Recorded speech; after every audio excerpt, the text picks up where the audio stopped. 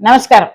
ఈ ఛానల్‌లో రేకి, వాస్తు, మెడిటేషన్, జ్యోతిష్, రత్నాల గురించి చర్చిస్తున్నాం. మిత్రులారా, మీకు నా వీడియోస్ నచ్చితే కనుక లైక్, షేర్, సబ్స్క్రైబ్ తప్పకుండా చేయండి.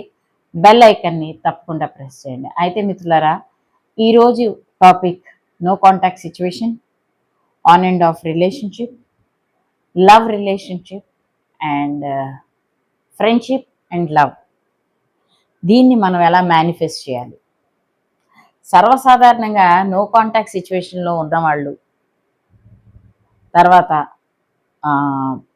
ప్రేమలో ఉన్నవాళ్ళు, వారు అనుకున్న పార్ట్నర్లో ఆ క్వాలిటీస్ లేనందుకు బాధపడటము, లేకపోతే ఆ రిలేషన్షిప్ని వదిలేసి కొత్త రిలేషన్షిప్లో ఎంటర్ అవ్వడం, లేక రిలేషన్షిప్లో ఉండగానే ఈ రిలేషన్షిప్ ఎప్పుడు మనది పోదు అనుకోగానే రెండో రోజే అది బ్రేకప్ అవ్వడం, ఇలాంటివి చాలా జరుగుతున్నాయి.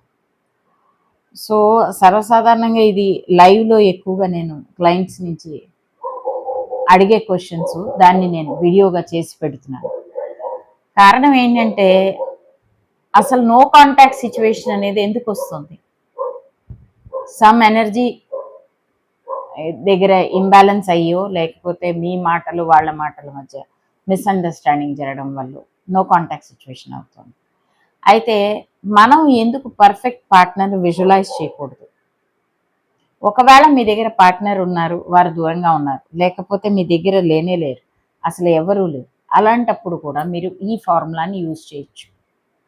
అయితే దీనికి మనం ఎలా చేయాలి? దీన్ని మనం విజువలైజ్ చేయటానికి ఎలాగ చేయాలి, దాని గురించి ఈ వీడియో. అయితే ఈ యొక్క ప్రాసెస్లోని మీరు 21 రోజుల మేనిఫెస్టేషన్ని అనుకోవాలి. 21 డేస్కి నేను మేనిఫెస్టేషన్ చేస్తాను అని ఒక ప్లాన్ చేసుకొని, వారి యొక్క క్వాలిటీస్ మినిమం చాలా ఎక్కువ పెట్టుకోకుండా ఒక 5 క్వాలిటీస్ రాసి పెట్టుకోండి. ఆ రాసి పెట్టుకున్న తర్వాత వాళ్ళని మనం విజువలైజ్ చేయాలి. ఏ రకంగా విజువలైజ్ చేయాలి అన్న దానికి పద్ధతి ఇప్పుడు చెప్తాను.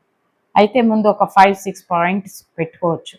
లేక మీ దగ్గరే ఉన్నారు, వారు దూరంగా ఉన్నారు, వారి దగ్గరకు రావాలి, లేకపోతే మీ తోడు ఉన్న వాళ్ళే మంచిగా మీతో బిహేవ్ చేయాలి. ఇలాంటివన్నీ మీకు కొన్ని కోరికలు ఉంటాయి.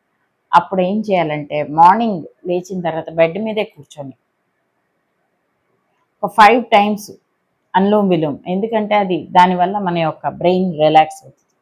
అయిన తర్వాత ఆ 5 పాయింట్స్ ఏవైతే మనం రాసుకున్నామో అది ఒక సిచ్యువేషన్ లాగా విజువలైజ్ చేయాలి. ఎలా అంటే, మీరు మీ పార్ట్నర్తో కలిసి కూర్చొని సంతోషంగా మాట్లాడుతున్నట్టు, ప్రేమగా ఒకరినొకరు ఒక మంచి విషయాన్ని ఇద్దరు చర్చించుకుంటున్నట్టు, లేక కలిసి కూర్చొని ఒక రాబోయే జీవితం గురించి చర్చిస్తున్నట్టు ఒకటి విజువలైజ్ చేయాలి.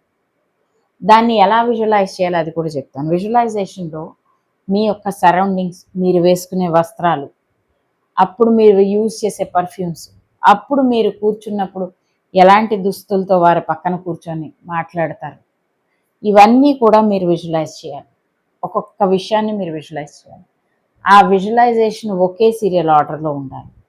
21 డేస్ ఒక్కలాగే విజువలైజ్ చేయాలి, ఒకే రకంగా. అందుకే రాసుకోమని చెప్తాను. విజువలైజేషన్ ఎప్పుడు రాసుకోవాలి, విజువలైజేషన్ రాసుకున్న తర్వాతే మేనిఫెస్టేషన్ చేయాలి.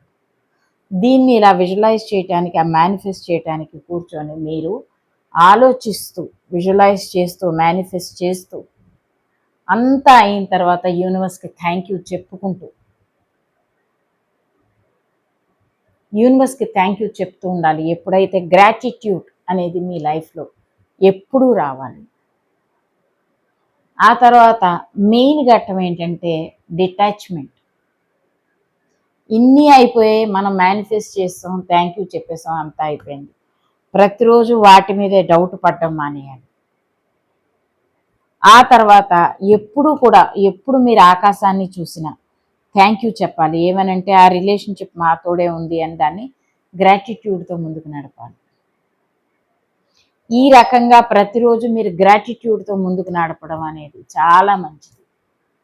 ప్లస్ మీరు మేనిఫెస్ట్ చేశారు, మళ్ళీ నెక్స్ట్ డే అదే సమయంలో మళ్ళీ కూర్చోండి. ఈ మధ్యలో డౌట్ పడద్దు. మీకు మేనిఫెస్టేషన్ ఇష్టమైతే 2 సార్లు చేయొచ్చు, పొద్దున్న రాత్రి 2 సార్లు కూడా చేయొచ్చు. నిద్రపోబోయే ముందు బాగా ఎఫెక్టివ్ అంటారు. నిద్రపోబోయే ముందు కూడా అలాగే విజువలైజ్ చేయండి. Plus law of detachment. Law of detachment అంటే అది అయిపోయిన తర్వాత దాని గురించి డౌట్ పడద్దు, అది అట్లానే వదిలేయండి. అలా విజువలైజ్ చేసుకుంటూ ముందుకు వెళ్తూ ఉంటే కొద్ది రోజులకు అది 100% మీకు ఆ పని అవుతుంది. అయితే మిత్రులారా, ఈ చిన్న వీడియో నుంచి మీ అందరి నుంచి సెలవు తీసుకుంటున్నాను. बहुत बहुत धन्यवाद. जय माँ काली. स्वस्ति.